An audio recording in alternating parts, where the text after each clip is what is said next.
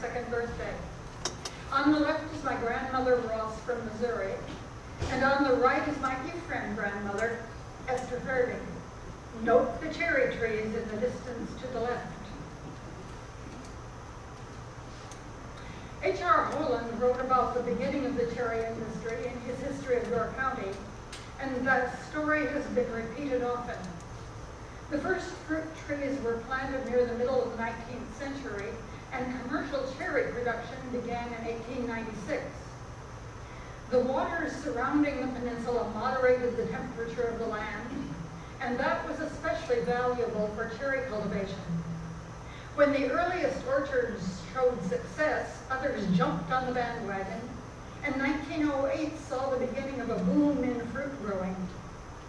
Some farmers added small cherry plots to their dairy and grain farms, while other people made fruit farming their sole interest. After a time, interest waned somewhat, but it picked up again in the 1920s when there were several bumper crops.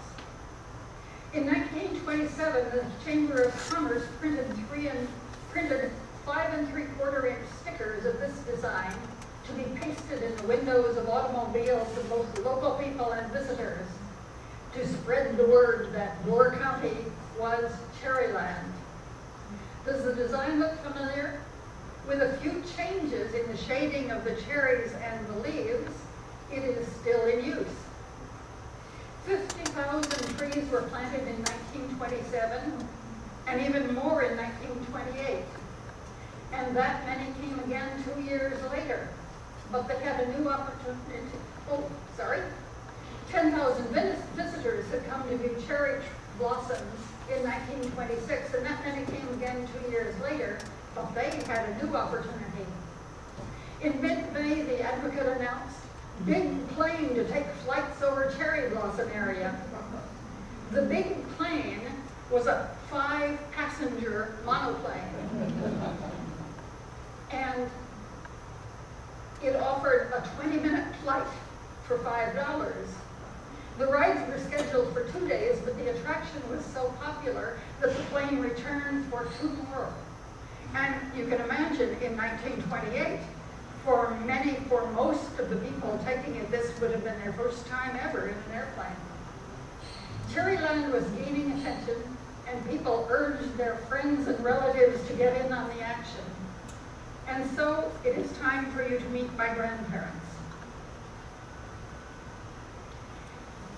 This is the wedding photo of Andrew Fairby and Esther Anderson.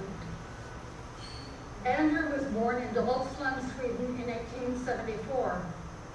In 1961, my parents and I were taken by a cousin to stand across the arm of a small lake to see the location of the family farm on which Andrew had grown up. And frankly, we could understand why he had left. From where we stood, there was no sign that the land had ever been inhabited, let alone farmed, and it must have been very difficult to eke out a living there. And so when he was in his early 20s, Andrew came to the United States. He went first to the lumber camps near Marinette, and then he moved to Chicago. Esther Anderson was born in the province of Småland, Sweden in 1881. She was the oldest child of a large family, and at 14 she traveled to Chicago with her uncle Oscar Carlson to make her way as a seamstress. In that era, a family would hire a dressmaker to come and live with them for a while and do all their necessary sewing before moving on to work with another family. Before she left home, Esther had been confirmed in the Church of Sweden, but in Chicago she became a charter member of Elam Swedish Baptist Church, which was organized on Chicago's South Side. Andrew had come to the United States for religious as well as economic reasons, and when he moved to Chicago, he began to attend Elam. There he met Esther, the prettiest girl at Elam. He courted her successfully, and they were married in April of 1804. My father was born a year later, and by 1904, my father was born a year later, and by 1923, Esther and Andrew had a family of 7 children, 6 sons and and one daughter. Andrew worked at Chicago Malleable Castings Company as a pattern maker, but he was an energetic man. A Chicago friend of his, John R. Peterson, established an orchard in Ephraim on Norway Street. In 1927, John R., as my father always called him, urged Andrew to come and look at some land. So the Fertig family came to Ephraim, camped in the Petersons' yard, and looked at the property John R. had in mind. This is not what they saw, but because this photo is from 1940, but it can help you imagine what they saw. If you go up the hill on County Q, heading toward Town Line Road, on your left, you will see a white picket fence in front of a house. That is now the Mickelson property. And it is immediately to the left of this view. It would be, if I can find the button, over there. The owner of that house apparently intended to develop a small farm. In the rear, there was a barn that you can see in this picture, through there. And the two-story house was set up as a chicken house, complete with nettle nesting boxes, though no chickens had yet nested there. According to the family story, a snake had taken up residence in the house and greeted the visitors, to my grandmother's displeasure. Nevertheless, my grandparents decided to buy the 20 acres with barn and house, which they decommissioned as a chicken house, and put in an orchard. What you see in this 1940 picture is the cherry orchard beyond the Studebaker and extending over there at the end of the driveway, and the small laundry house, which he later converted to a cottage. At the right is a small collection of other fruit trees, but it took a tremendous amount of hard work to transform the original purchase into this scene. The work crew varied. Here is some of the family at the side of the house with the barn in the background. The barn, it's L-shaped over there.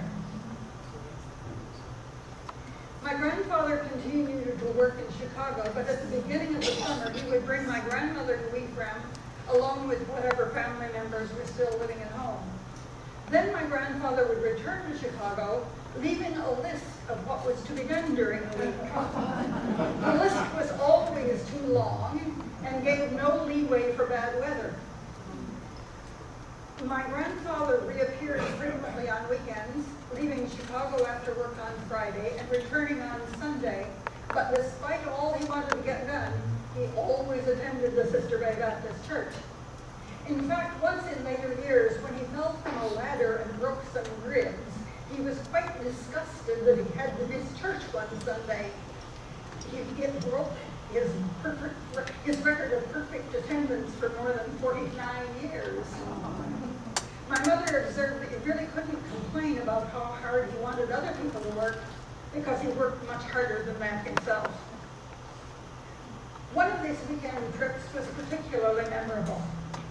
Although my grandfather worked full-time in Chicago, he and a partner sometimes built flats, and my grandfather, being frugal as well as energetic, would bring leftover materials to use in Ephraim. Here versions of the stories differ. On this trip, was he bringing tar or was he bringing cans of paint? Whichever it was, he had not closed the containers tightly.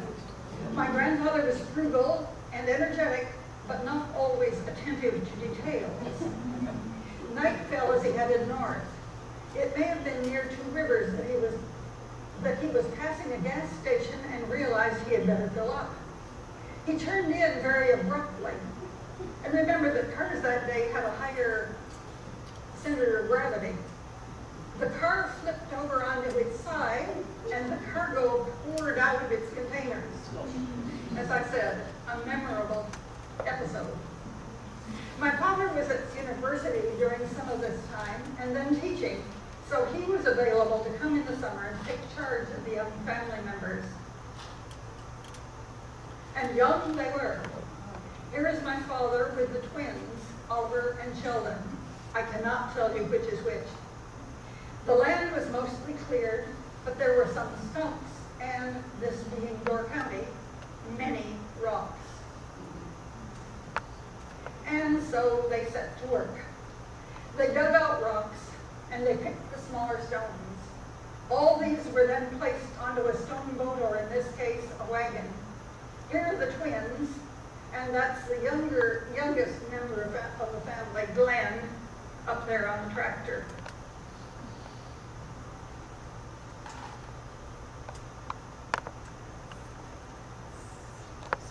Then the rocks were pulled to one edge of the property, where each of the stones that had been lifted onto the wagon had to be lifted again and positioned in the ever-growing stone fence.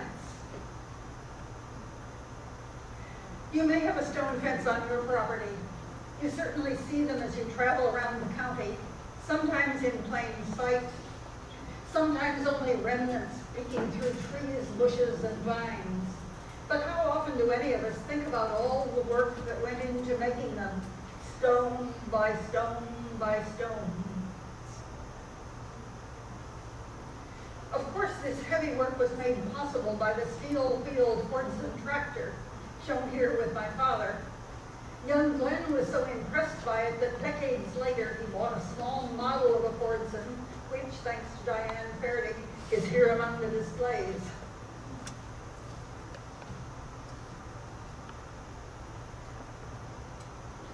Sometimes, of course, things went awry, but the workers persevered, and in 1929, some of the land was ready for planting. Cherry trees are planted 20 feet apart, 108 trees to the acre. Many years later, when my parents added trees to their property at the corner of Kew and Norway, they would pick an approximate location. Then my father would dig and dig until he found a spot in that general area where he could remove enough rocks to dig a big enough hole to plant a tree. But you can't do that when you plant an orchard. Cherries need to be in rows that are straight in both directions so that tractors can pull the necessary equipment to work between the rows. The trees had to go into their appointed spots whether or not it was convenient. And so the family hired John Fridland of Bailey's Harbor to do the blasting, one hole for each tree. During the time he was working, he ate with the family, and I heard that he ate peas from a knife. You want somebody who's handling dynamite to have a steady hand, so I think that's good. Here he is with my grandfather getting ready to set the charge. Mr. Fridland set the charge. The fuse is ready. Then everybody moved away, far away, to watch the blast. I assumed when I heard about this blasting that it was, if not unique to Door County, at least very unusual. But recently on the internet, I came across a pamphlet published in 1912 by the DuPont Company, maker of explosives. It was filled with testimonies from orchard men in various parts of the country. They told how much better young fruit trees grew when the planting hole had first been loosened by dynamite. Well, what may have been an option elsewhere was a necessity for many of the orchards of Door County. I was told that the varied cherry trees were grafted onto willow roots. These roots could work their way into the many cracks of the Niagara dolomite that lay beneath the surface, just the way willow roots have found their way into many a sewer line, to the chagrin of many a homeowner. Here, that characteristic of willows was a good thing and not a problem. When the hole was finally ready, they planted the tree. And it's a little hard to see, but can you see it? There's the tree. And this was presumably a board to mark the ground level line so that they would get the tree at the right depth.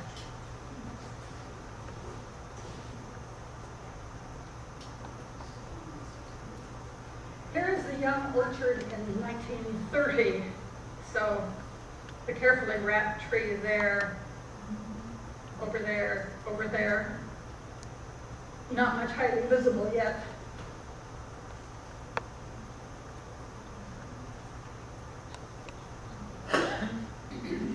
Gradually the little tree is turned into an orchard, and there are the twins and Glenn in the young orchard. Of course there were hazards, as there still are in our yards and gardens.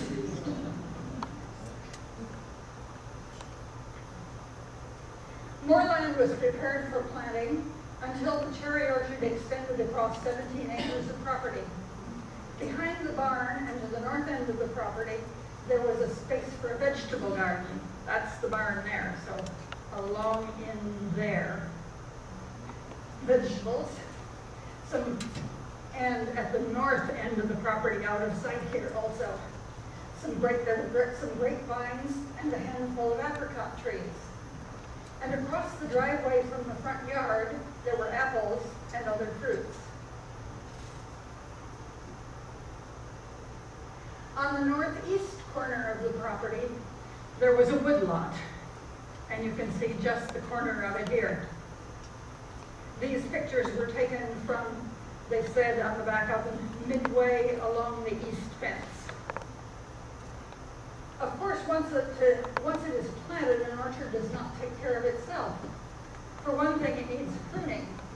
Left up to its own devices, a cherry tree will grow upwards without spreading out much. It will be more productive and, of course, easier to pick if the leader is modified so that the tree reaches outward. Also, the inner branches are thinned out to let more sunlight and air into the tree.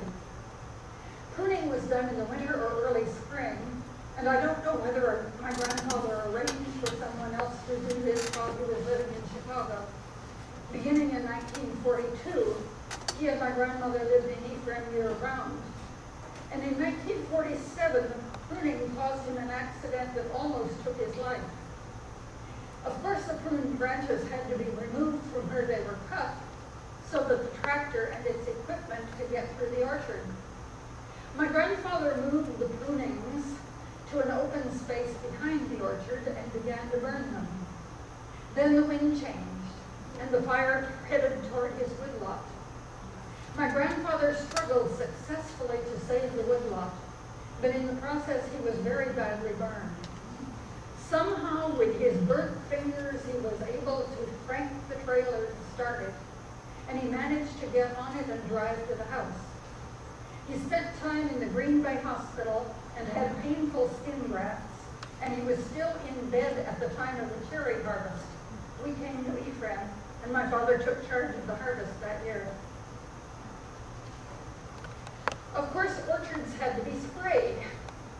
By the time the pairings put in their orchard, the county agricultural agent would send out notices to orchard owners about what needed to be done. Cherries were susceptible to fungus infections, including yellow leaf, and so they were sprayed several times with fungicide. This was the Bordeaux mixture containing copper sulfate. Then, only after the bees had finished their work of pollination, lead arsenate was applied as an insecticide. This photo is from 1945, and it's no doubt a posed photo, with my grandmother at the wheel of the tractor, my mother standing behind her, and my grandfather and me spraying. I include it not because it's authentic, nor for the excellent view it gives of my grandfather's cabbages and onion plants. It does show well the Fordson tractor and the spray rig, both of which had been painted over the years by the spray. But most of all, for me, it epitomizes the cavalier attitude of the time towards spraying. These were dangerous chemicals, but there was no protection for those using them.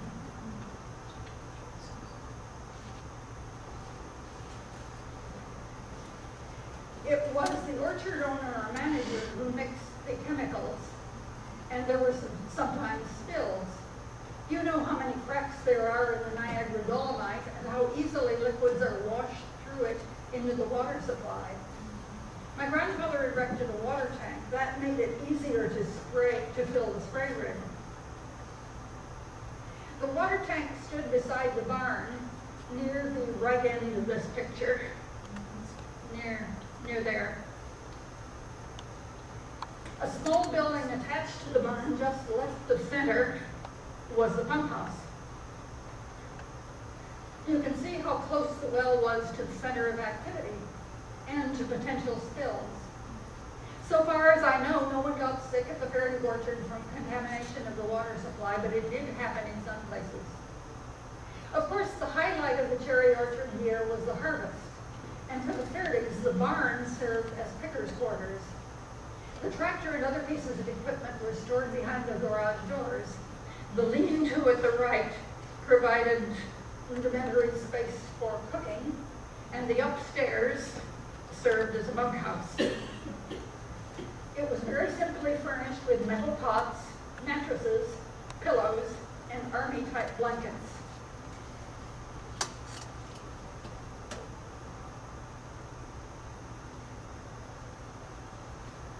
At some distance behind the barn was the outhouse. I'm sorry there isn't a better picture, but who photographs outhouses? But I must include this because the outhouse had a special feature, not visible in this picture. When you went in and latched the door, that automatically raised a board with a flag on the end, and that signaled to others that this wasn't the time to come, the facility was occupied. Incidentally, you may wonder why my grandfather was carrying so much wood for the winter. In the kitchen of the house was a wood-burning cook stove set diagonally across one corner. It was not only used for cooking, behind it was a water tank. Only if the stove had been in use long enough and recently enough to heat the water could you have a warm bath. And the stove was also the source of heat for the house. The first time I remember being here for the cherry harvest was in 1945. Because my father was a teacher, he had summers free, but because he taught industrial arts, he had machine shop skills that were useful for summer work at the Woodward Governor Defense Plant in Rockford, Illinois, and also gas rationing limited our travel. But in 1945, with the war winding down, we came to Ephraim in July. It was the first time in my life that we had stayed long enough so that we unpacked our bags. Some orchards had POWs as pickers that summer, as you know from Victory Farm playing this year in the park. But my grandfather had a Jamaican crew. Some of you may be all too familiar with the way cherries are picked, but just in case any of you are not, here's how it was done. You wore a belt, either rope or cloth, with a clip on it. There you attached the 5-quart cherry pail, which would hold 9 pounds of cherries. This freed up both your hands for picking. Cherries for the cannery were picked stems off, so you didn't use just your thumbs and forefingers. You turned your hands palms up and sort of raked your fingers through the clusters of cherries, manipulating them with all your fingers. Then you deposited them in your pail. When you had at least a couple of pails filled, you carried them to the station where the cherries were being collected. Our Jamaicans were excellent pickers, and some of them could carry 5 pails at once, 2 in each hand and 1 on his head. How I marveled at that. Unfortunately, the only surviving photo by my father shows one of the Jamaicans carrying only 3. At the receiving station, duplicate cards were punched to give the picker credit for these pails. In the years up through 1948, the pickers were paid by the pail, sometimes with a bonus if they stayed through to the end of the season. Then there was a move to payment by the pound, and here you may be able to see that this card from the Freeland Orchards in Allison Bay recorded the number of pounds picked. All the pails held 9 pounds, so the little boxes to be punched read 9, 18, 27, etc. At the Fairy Orchard and many others, there were only 2 cards, one for the picker and one for the grower, and both were punched. Here, however, there were 3 cards attached: picker's copy, office copy, and grower's copy. The 3 could be folded accordion style and punched all at once. And I have one of them up here on the display. Here is my father checking the cherries in the lug boxes into which the pails have been emptied. I helped with this sometimes, and oh, how sticky your hands got. But it was an important job, as you'll see in a minute. You raked gently through the cherries and threw out any you spotted that were bruised or damaged by bugs or birds or dried like raisins. Then the cherries went off to the cannery. In 1948, the Fruit Growers Cooperative opened this new cannery on the 12-acre plot at the corner of CZ and Old Stage. And once it opened, that is where the varied cherries were taken. You can see here some of the 14 red cooling tanks on the outside of the building. Orchard owners bought stock to become members, and here is one of the certificates that my uncle Glenn acquired after my grandfather's estate was settled. Because this was a co-op, each member had 1 vote, no matter how many shares they held. They were not supposed to take cherries to any other processor, and they were only paid as the processed cherries were sold. So it would take 3 or 4 years before they received payment for any 1 year's cherries. When the cherries arrived at the co-op, the load was weighed. I knew that the cherries were graded somehow, but I only learned recently from Bob Dahlstrom how it was done. There was a circular metal plate with 100 holes in it, sort of like a tray for communion cups, he said. A random selection of cherries was placed on it, 1 cherry in each hole. Then the cherries were inspected, and the number of substandard cherries was tallied. And if, for example, there were 5 bad cherries, then 5% of the weight of the cherries in that load was deducted. This percentage discount in weight is the tare. That is why it was important to check the fruit as much as possible when the pickers brought in the pails. After the cherries were weighed and unloaded, they were cooled and washed. Then they went on with conveyor belts which moved along between 2 rows of women. Their job was to remove any stems or leaves or bad cherries. As you can guess from looking at this picture, public health laws required that the heads be covered in some way. Next, the cherries dropped from the conveyor belt onto a revolving drum with indentations for cherries. This was the cherry pitter, 1 of 11 in the plant. As it turned, a line of punches pushed the pits from the cherries 1 row at a time. The pitted cherries were fed into cans, which were then filled with water. Then they went through a sterilizing oven, and finally the cans were capped. At last, the cherry crop was ready to be sold and distributed. A good crew of pickers worked hard 6 days a week until the harvest was finished. Some of the larger orchards or separate pickers' camps organized recreational activities, and pickers in orchards near Sturgeon Bay might go into town for the evening or on Sunday. But small orchards, especially those farther north on the peninsula, couldn't provide such opportunities. Yet my grandfather devised something for his Jamaican pickers. He took them on a boat ride, and he took me along. My grandfather had 2 rowboats, which during the summer he kept pulled up on the shore by Anderson's store. He had 1 outboard motor. He would test it in a wash tub up by the barn before taking it down to use on one of the boats. So off we went. Can you see me just beyond the man who's facing toward the camera? Before we came to Ephraim that summer, I'd had corrective surgery on my feet, and I had plaster casts that reached to just below my knees. They didn't hold me back. I even climbed the tower in the park with casts on. But it certainly frightened my mother to see me in that crowded boat. After we returned from what was to those of us in the boat a very pleasant ride, The man looking toward the camera went up to my mother and said, "You were worried, weren't you?" She agreed that she was. He went on, "I just want you to know that if anything had happened out there, our first thought would have been of your little girl, and we all swim like fish." I heard several mentions of pickers singing as they worked, and our Jamaicans did. In addition to being a shop teacher, my father directed choirs both at high school and at our church. When he heard how well they sang while they picked, he organized those who wanted into an ensemble. Here they are practicing. He's practicing with them.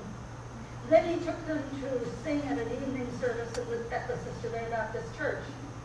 Considering the racial attitudes common in 1945, he wasn't sure how they would be received, but they were warmly appreciated. I remember that one of the songs they sang was "Beyond the Sunset," and it was beautiful. Of course, things didn't always go smoothly with pickers. The other years I was there during cherry harvest, my grandfather had Mexican crews. I don't know whether they were Texas Mexicans or Mexican nationals. Your county had both. One Mexican crew picked very slowly, and nobody in the group spoke English. Finally, a bilingual member from another crew was brought in to translate. He told them that they were being paid not by the day, but by the pail. Their picking speed increased remarkably after that. Cherries for the cannery were picked stems off, but here are my mother and grandfather picking some stem on, perhaps forced to take home to Illinois, perhaps to be shipped to other family members. And there were some to sell. In the summer of 1946, I had this fruit and vegetable stand on queue right beside the entrance to the driveway. The sign says, "Home for service." But that was for when I wasn't in attendance. I spent many an hour waiting for and sometimes on customers. My grandparents let me keep the money, which amounted to about $50, an enormous sum in my own life. The following year was when my grandfather was so badly burned, so there was no garden and there was no stand. I picked cherries instead. But later my grandfather developed a more elaborate stand on that same spot. My grandmother tended it, and here she is shown at the stand, but much of the time she left a bit of money and the instructions to help yourself and make change. That's a price list there in the center. She said she never lost a cent because of using the honor system. During the quieter seasons, my grandmother did a big deal of painting, much of it in Scandinavian-style folk painting.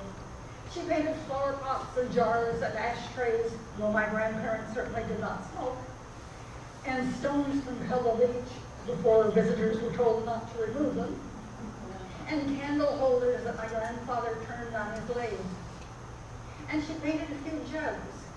You can easily see the large white one, and if you look carefully at the very right end of the shelf, there's a brown one. And it didn't sell, and I have it here with me tonight. The stand was in front of a small orchard of apples of many varieties. There were greens, there were also snow apples, northern spies, transparents, golden delicious, wealthies, and I don't know how many more. There were many discussions about which kind was best for what. My grandfather also took great pride in his garden. You saw his cabbages in the picture of the spray rig. To him, bigger was better.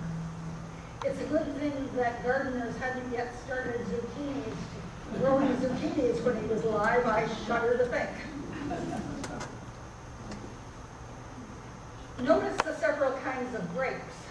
Thereby hangs a tale. My grandfather frequently sent cherries and apples to family members who did not make it to Ephraim when the fruit was ripe.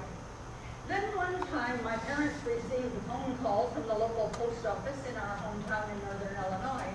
We needed to come to the post office and pick up something. My father went, and he came home with a large canvas mail bag, a large, soggy canvas mail bag. My grandfather had mailed us a good-sized box of grapes, and let us say he had overestimated the care exercised by the Postal Service in handling packages. I think my mother was able to salvage enough to make some grape jelly, and she laundered the mail bag carefully before returning it to the post office.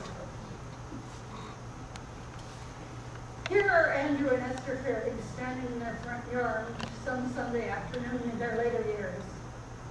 At the beginning of 1958, my grandfather was in a collision which seemed minor. However, several days later, he died at home of the injuries he had received. My grandmother then went to Chicago to spend the winter with Pearl, her only daughter. She fell and broke a hip, but she worked hard to regain her mobility. She looked forward to returning to Ephraim. But in May, she had a stroke, and she died early in June during the weekend of my college graduation.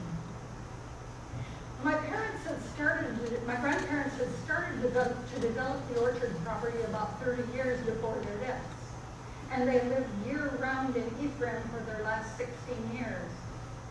Probably that was not long enough for them to be thought of as really part of the Ephraim community.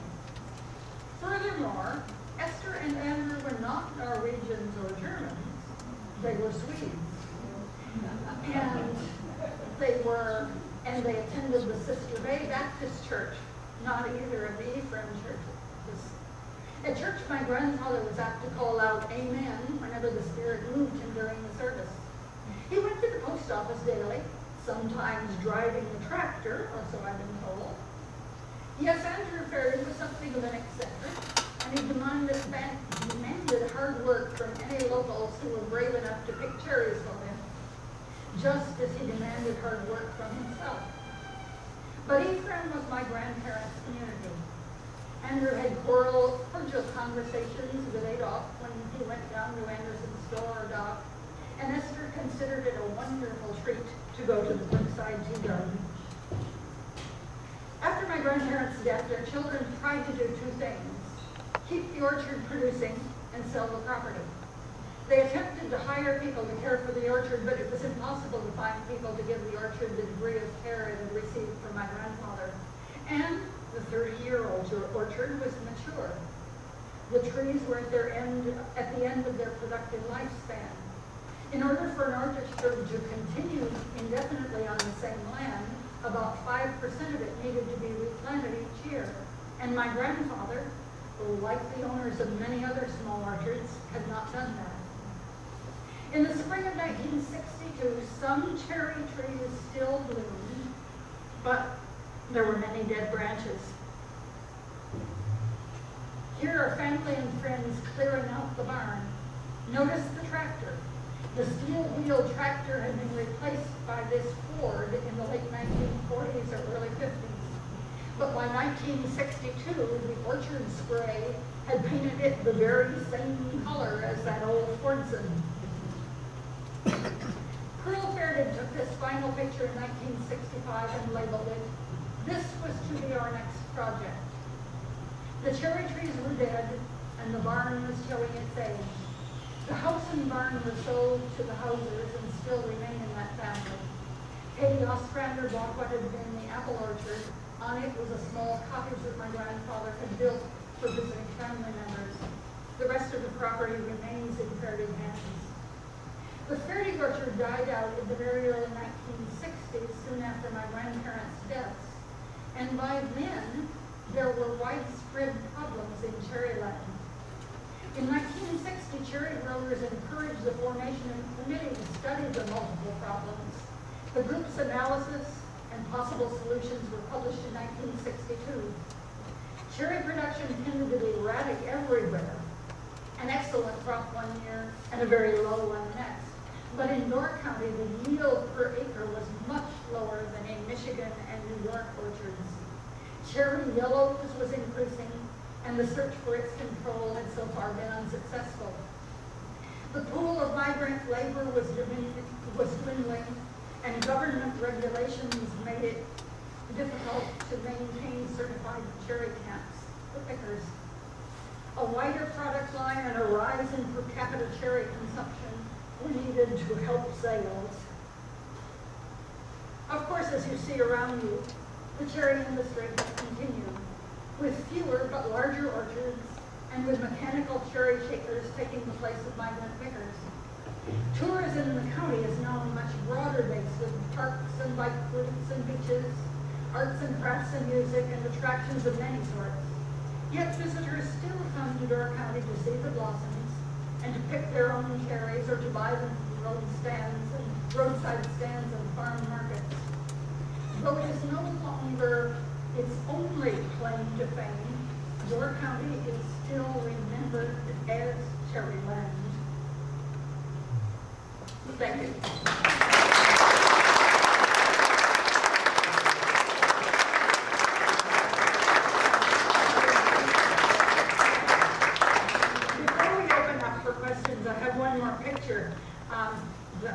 It didn't fit into the narrative, but it was triggered by someone telling me Sunday her recollections of doing some picking for my grandfather, and finding him somewhat frightening. And I understand that, and I won't go into that. I have one picture that shows why that's not part of my perception as the granddaughter of Andrew Fairley. There's my father on my left, and me, and my grandfather.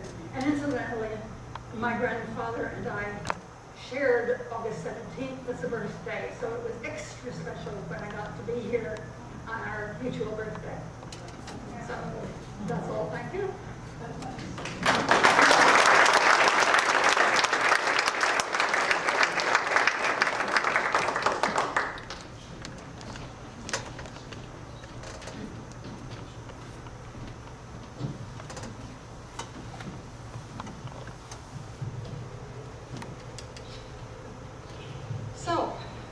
I'm ready for any questions, and if there's anything you'd like to know about up here. Yes? Were there more kinds of species of cherries, solid cherries, than the rest? His were strictly Montmorency's. His were, yes. And the early cherries were going out of fashion. The Richmonds, or whatever their name was. Richmond? Something with Richmond, I think. They both, the slightly earlier settler ones and Montmorency's were initially planted. My grandmother did just Montmorency's, and Montmorency's came into ascendancy. I think the earlier ones did not pack or were not as easily marketable. I would like to know from you what cherry orchards you know of as having been in Ephraim, within the bounds of Ephraim. There would have been the John R. Peterson one in Norway.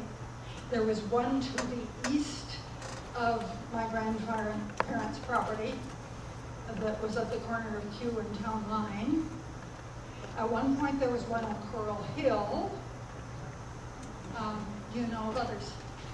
The Holland Orchard. Yeah. The Holland one, yes. Which had both apples and cherries.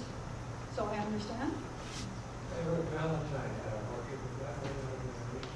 And with Ephraim's funny boundary, I don't know. I can't say. Because Ephraim has those bumps those two bumps east of town. Yes.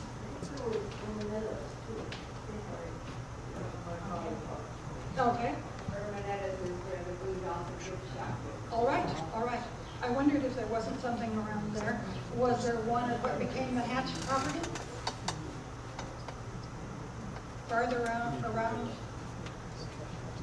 on 42 near Town Line? Is that any of that orchard? I don't know.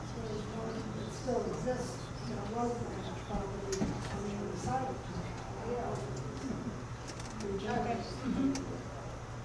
Yes, right. Would you repeat that, please? Anyway, any? There was one, Yes. there still is one on the other side of town. It used to be on the Hatch property. I believe it has to be Yes. My grandpa had one that was small, I think, on Norway. I don't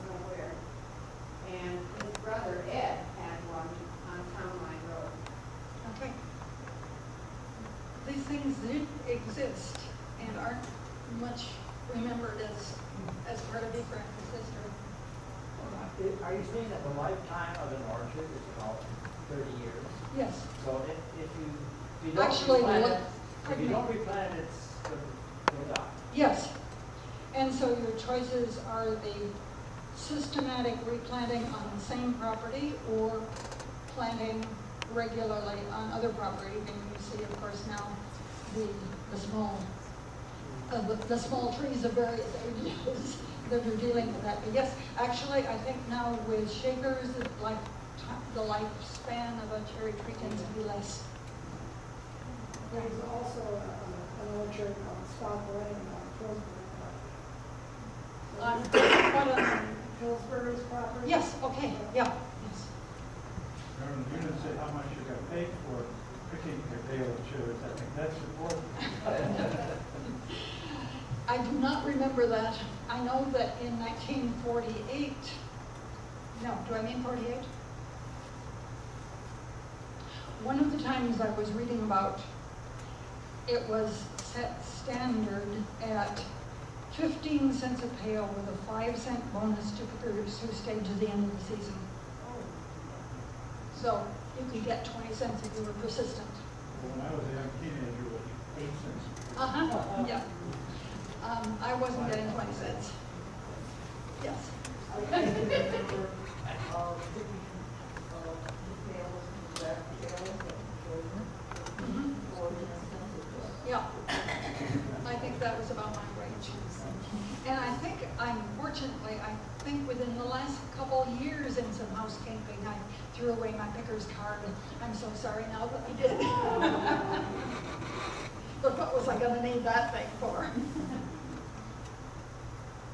I Nancy. remember as a young person, the cars and the trucks coming up with the migrant workers, with mama and grandma and grandpa and the kids. And if we had to go down the road, I remember waiting with the kids, they'd all be looking out the back, and I was always curious as where they were going. Mhm. And then I found out where they lived in those long houses and those Yes. places, and they even set up schools later Mhm. on for some of those children during the summer. Yes, so I Which understand. I thought was wonderful. I'm interested in the different kinds of pickers' housing, because there were some that were the long motel-like ones. There were some individual cabin type, especially geared toward families. And I don't know, I assume that some of the, I can't remember for sure about the Mexicans. I assume that some of the time my grandfather had families. So how the barn was partitioned off, I don't know. I saw the kids coming to it, and I Oh, saw yeah. it's Oh, yeah, schools, kids so- came. Yes, they did. Diane. Tell us about those T-shirts, who produced them? Well, to the best of my knowledge, they were mine. And I think it shows an interesting, think of all the different, it would be impossible to take a survey, but think of all the different Door County designs there are at the moment. You go crazy trying to do an inventory and find out how many different ones there were. But there was not that variety at that time. And I assume that these are two that I wore at different sizes, at different ages and sizes, but the same design was still for sale. And you'd hardly ever find the same thing, the same design for sale 3 years later nowadays. But that's what these were, and it was Cherryland that was the selling point. And although I have purchased at Nelson's Hardware late this afternoon, doesn't say Cherryland, it says Door County, Wisconsin, but cherries are alive and well. Yes. When I was in high school, our church, the Ephraim Church, had a pretty good youth group. And one of the things we did that summer, and I'm guessing it might have been about 55 or 6, was to entertain the children of the fruit pickers once a week. The youth group would go up to Erminetta's, and we would help them play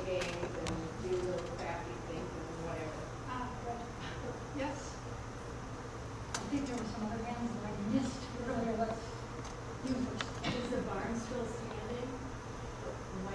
The barn is still standing, and there were people at the Hauser House this last weekend, and I thought of going back and asking whether I could walk around it, but I took a nap instead.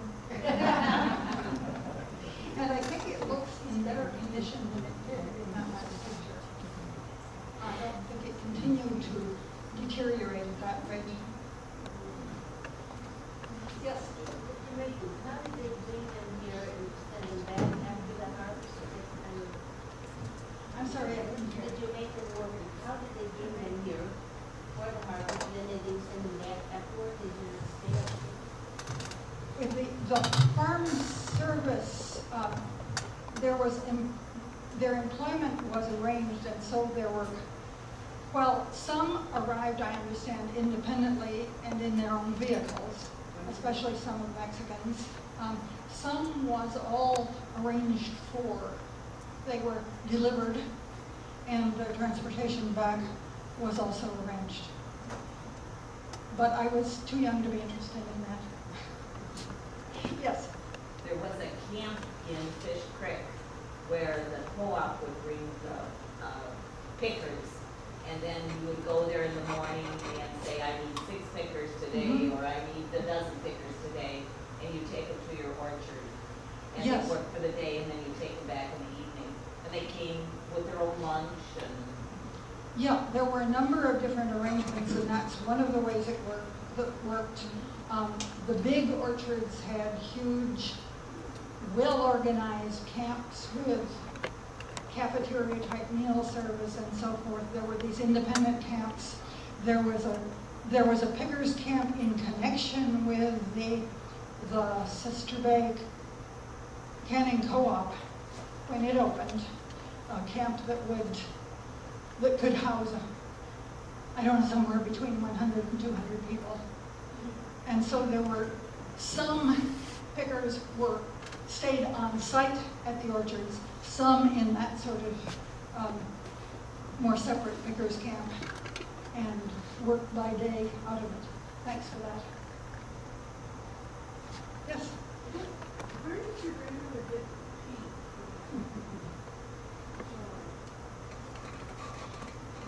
I don't know.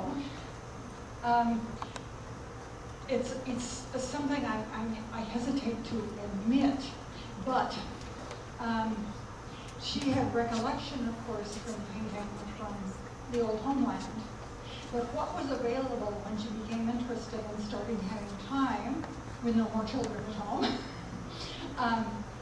what was the instruction and patterns that were ready available were not Scandinavian, but were Pennsylvania Dutch. And so she was influenced by the Peter Hunt Pennsylvania Dutch things, and there were paints available for that sort of painting. But I don't know specifically about hers. She had very long been interested in art. And she finally found an outlet for it, just all on her own. Is there anything more? Yes, back there. I'm wondering about the Great Depression, the early 30s. Did that affect the sales of the cherries? It affected the sales of the cherries. I was reading something about that just within the last couple of days. And the area was also affected by the bad weather of the 1930s, of the Great Depression. So it was a difficult time. After the buoyancy of the very late 20s, there was a very definite downtime.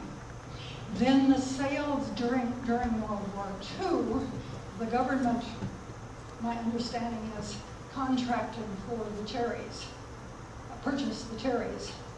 So there was a reliable market at that time.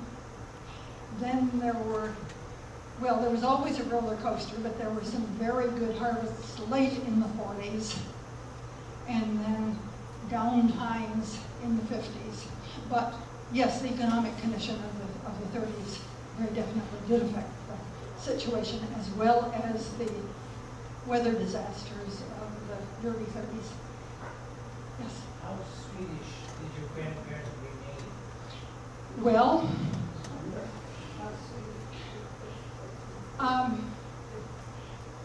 I have to answer individually for them, which is interesting to me. My grandfather, though he made George Washington there, and was a very patriotic American, well, he had come to a new country for its opportunities, and he wanted nothing to do with the old country. He somehow established correspondence with one cousin just a very few years before his death, and that was the parent of the people who took us to see where the family farm was. My grandmother, although my grandmother never saw her parents again after she came at age 14, and I think all her siblings immigrated, and yet she continued to have a very strong feeling of connection towards Sweden and Swedish things. And it's interesting that these two people were married to each other, were so different. They spoke Swedish at home until my father started kindergarten and could not communicate with the other kindergartners because they were on the south side where it was Swedes were very definitely in the minority, even though there was a Swedish Baptist church within hailing distance. Then they switched to speaking English at home. I don't know how. I mean, their accents remained strong all the rest of their lives, and they remain the idiom. I'm going down to the post office. Do you want to go with? Things of that sort, as well as the actual pronunciations remain strong.